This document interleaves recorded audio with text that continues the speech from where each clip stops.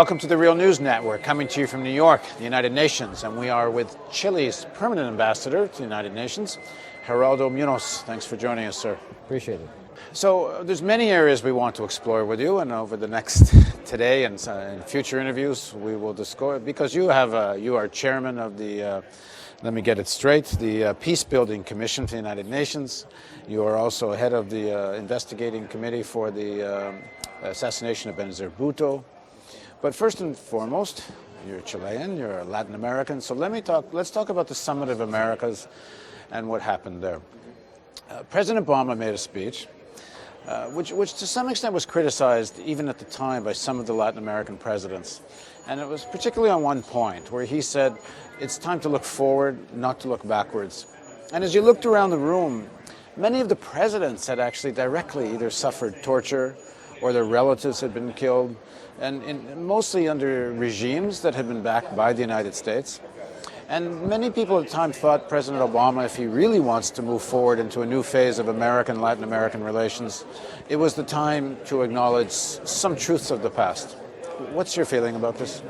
Well, I understand what President Obama was trying to say, was trying to tell the Latin American presidents, let's turn the page, let's move towards the future, let's look towards the challenges ahead, because we have a lot in common.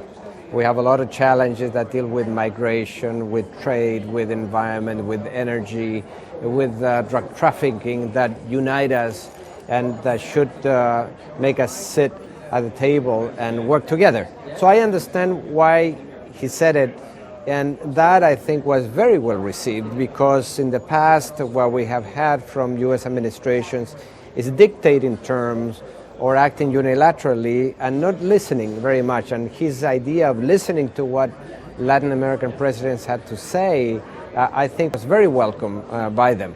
But on the other hand, you cannot build the future without knowing what happened in the past. And the past, as you have said, in the region, particularly in Latin America, in South America, has been plagued by U.S. intervention and marked by violations of human rights, where the United States was part of the problem. In my case, or my country, Chile, we had the election in 1970 of a democratically elected president, Salvador Allende, who before he was able to be inaugurated already was suffering U.S. intervention by the Nixon administration at the time that sought to overthrow him by funding through the CIA armed groups inside Chile to impede his succeeding to power. And when he did, finally, because he did, the U.S. unleashed a sort of a silent war against a democratically elected president, because he was a socialist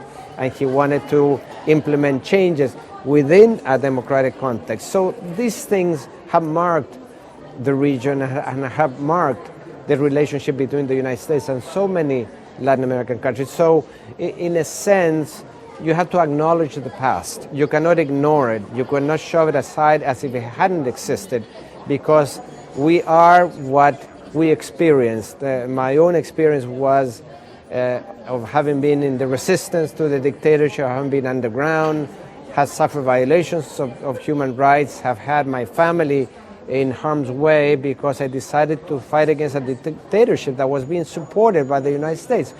So I think what the Latin American president were saying, welcome to Obama, welcome this idea of dialogue, this new attitude, but at the same time... You wrote a book about your experience. Yes, I wrote a book, The Dictator's Shadow. The Dictator's Shadow, about my own experience during that military regime and how we were able to defeat that military. We did a story on the Real News where we went through the different presidents and their own direct connection to repression. And it's quite interesting that there's many people at very senior levels of government in many of South American countries who had a very direct personal experience. Just look at, for example, Brazil. A former union worker who was in the leadership of the union movement against the dictatorship, the democratic movement against the dictatorship in Brazil, or my own president, a woman, Michelle Bachelet, who was active in the resistance, who was arrested and tortured and was in exile. so that they know exactly by their own experience what happened and what the role of the United States was. So that this is, I think, is part of the formula. In order to work together with the U.S. administration under President Obama, which is a breath of fresh air in Latin America, we need to acknowledge what happened in the past. Not to remain there, but only to say that that conditions, in a sense, the present and the future. And to what extent have things changed in terms of American attitude in your day-to-day dealings now? Well, I think that's a very substantial change and a welcome change. Let me just give the example here of this building of the United Nations. The president has designated a woman, Susan Rice, who's an experienced diplomat in African affairs. Second, she has put it in the cabinet, in the presidential cabinet, meaning that President Obama is giving a signal to this organization by saying the UN will matter because I will have the ambassador be part of my cabinet and have direct access to me. And that is a very important signal after we had an ambassador here who used to say that if 10 floors of the United Nations somehow disappeared, nobody would miss it. It is a major change. And then the U.S. administration under President Obama saying the Human Rights Council is important, unlike the past when it was rejected by the Bush administration, and becoming part of it, being elected to it, and saying we're going to pay our arrears, our dues that the U.S. hasn't paid, and series of other signals that I think are And what about in terms of Latin America? Now, in Bolivia, President Morales has talked about U.S. support for secessionists who are and instigating there's been talk of instigating types of insurrection in Bolivia. Certainly, Venezuela has had its contradictions with the United States, and it's not clear where that's at. There's apparently talk of a major investment in Colombia to establish a U.S. military base in Colombia or to broaden military presence there. Is there a real change on the ground in Latin America or not? I mean, I think it's too early to say, but the signals again are very important. The fact that President went to the summit in Trinidad and Tobago, the Summit of the Americas, and engaged personally with several of the leaders that were there, including President Morales of Bolivia or President Chavez of Venezuela. Got the book? I got that book about the open veins of Latin America, which tells part of that, which is all about paying attention to the past. Exactly. But at the same time, that engagement led to... You have not had a chance to ask him if he read it, have you? No, and I don't know whether he's had the time. I hear that he's been reading this Netherlands novel in his free time, but it would be useful that he read that book, The Open Veins of Latin America.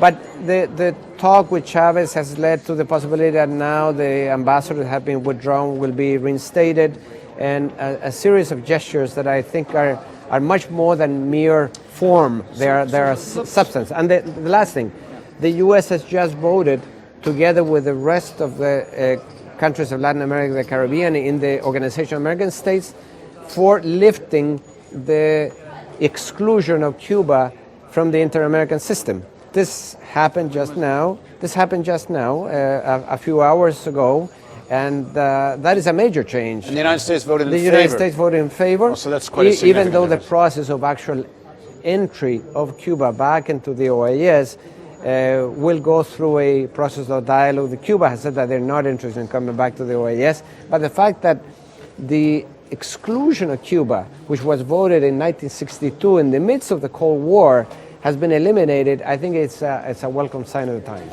Is it an indication that the embargo might be on its way? Who knows? I think it would be very positive if the U.S. was going to lift the embargo. We, Chile, and the enormous majority of Latin American countries fully oppose the embargo because, first of all, it does not achieve the objectives that supposedly it's going to achieve. Second, it is illegal. It goes against international law. And third, it has a humanitarian component that is extremely negative. And fourth, it is even opposed by the Cuban Americans, which was one of the arguments that used to be shown for maintaining it. So I think it is high time that the embargo would end. So over the next year or two, for the words to become concrete and meaningful, what are some litmus test issues for you that the United States has to change on or execute for a year or two for you to say, okay, this is something new? Well, first of all, continue to listen to Latin American countries, and that is, there has to be a qualitative change in terms of engagement, and for the president to continue to talk to Latin American leaders, to visit the region every once in a while. Doesn't have to do it all the time, that's not needed. Second, to tackle the problem of migration. There has to be, this is a disgraceful situation because it affects not only Mexico, Central America, and the rest of the region, when in the end those migrants contribute to the United States, and the situation of 9 million illegal migrants has to be regularized. I mean, Chile has illegal migrants from the north, from Peru particularly, and in a different proportion. For us, it's about 100,000 illegals that we have regularized the situation, the job papers and all. I think the United States is a generous nation, one that has been built by the migration of so many nationalities and peoples. I think that that is so a challenge. question of a path to citizenship for migrant labor here. Well, some sort of immigration law that would be acceptable to all parts concerned, I think would be a very important signal. I think the idea that more work should be done in the area of in the multilateral area, where we have had many discrepancies with the U.S. in the past, meaning Iraq, the invasion of Iraq was not shared by the important majority of Latin American countries. If we continue to work at the UN, at the OAS, together with the United States, that will be an important signal as well. If we have more agreements on trade, so that the United States understand that, for example, it is of our interest to trade with the U.S. and to have free trade agreements, understanding that it has to be accompanied by labor standards and by environmental standards, as in the case of Peru, for example, or Panama, or even Colombia. Those issues are important for our region as well. So this would be some of the signals that I think would be very welcome, would mean substance on the good words that President Obama has. Do you think American official consciousness has caught up to the reality in South America? Reality being, it's not America's backyard anymore. They don't even have the power to enforce Monroe Doctrine, even if they wanted to. China is now number 2 in many countries and vying for number 1. It is Chile's main trade partner. It's China. It's not now the China. United States. Yeah. So the things have dramatically changed, whether Washington wants it to or not. Yeah.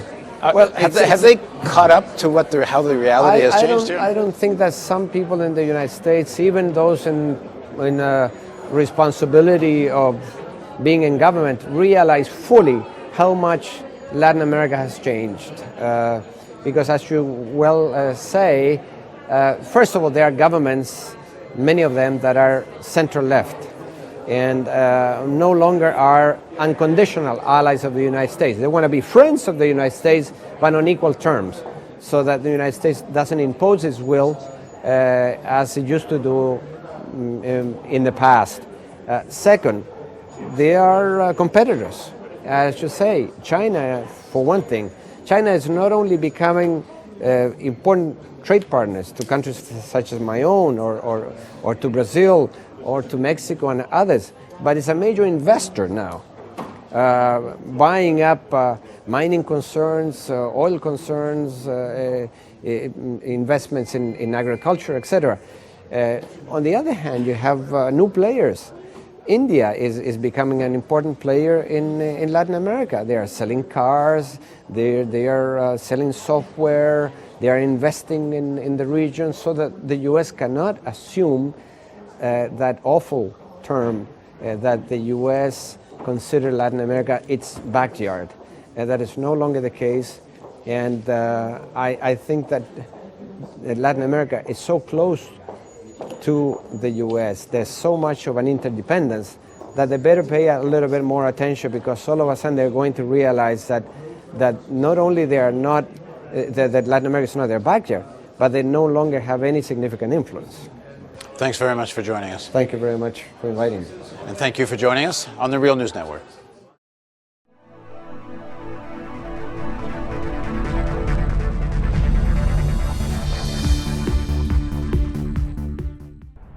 Donate today and receive a new documentary film available to members of the Real News Network. The History of the National Security State with legendary author Gore Vidal. Bonus features of the DVD include an in-depth response to Vidal from ex-CIA analyst Ray McGovern, who served under 7 U.S. presidents, an exclusive interview with Colin Powell's former Chief of Staff Larry Wilkerson, and an insightful interview with oil policy analyst Antonia Juhas. The news magazine of the screen. Living glimpses of history in the making. Hollywood and Washington is a symbiotic relationship. They both deal with illusions. Reality doesn't often play much of a part. I think I saw through the myth of the Cold War almost from the beginning. I was a Washington political kid from a political family. Roosevelt first had radio because he had this great speaking voice and everyone liked to hear. Truman proceeded to break every arrangement that Roosevelt had set up for a peaceful coexistence. And Truman thought that it would be a good idea. Why not just stay armed all the time? And then he devised the national security state. You've got to go up and swear allegiance to the United States or else you're a commie. I mean, we had imported fascism. We get Dwight Eisenhower, who said that we have this great military industrial complex. It is a dangerous thing. And he said this is going to change everything. And the way our country's governed is going to change us politically. Along comes Jack Kennedy, who wanted to make his mark, believed in the Cold War. But he said, in this kind of politics, it is the appearance of things that matters. I think everybody should take a sober look at the world about us. The national security state still exists, only it isn't communism anymore, it's terrorism. This is the most serious thing that has happened in the history of the United States. Knowledge is power. We need an honest news system. We need the real news. This is the sort of thing we can build right now without anyone else's permission from the government or from the business community. It's the powers in our hands. If we're not going to sleepwalk into more wars, we think we need to start with a television news network that won't bow to pressure and has the courage to seek facts. And that means independent economics. And that's why we need you. Make a tax-deductible donation now of at least $10 a month or a one-time give of at least $75. As a thank you for your support, we will send you the new documentary film, The History of the National Security State.